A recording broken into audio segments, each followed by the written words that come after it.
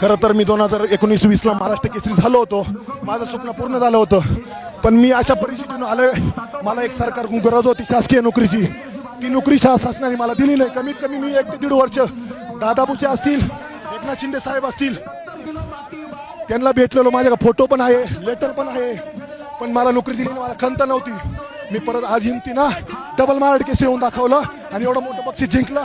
मला आता नोकरीची गरज. बरं ऐक तू आज तू म्हणतो यापुढे कुस्ती खेळणार नाही. का खेळणार नाही तू? मला दुःख होतं की मला संपल्यामध्ये जमा केलं होतं. पैलवान नाही म्हणून जमा केलं होतं काही लोकांनी. मी आज काका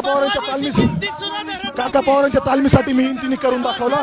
आणि आज खुशीमध्ये मी आज माझ्या मॅचच्या कुस्तीची रिटायरमेंट घेतली. पण आज लढत कशी झाली?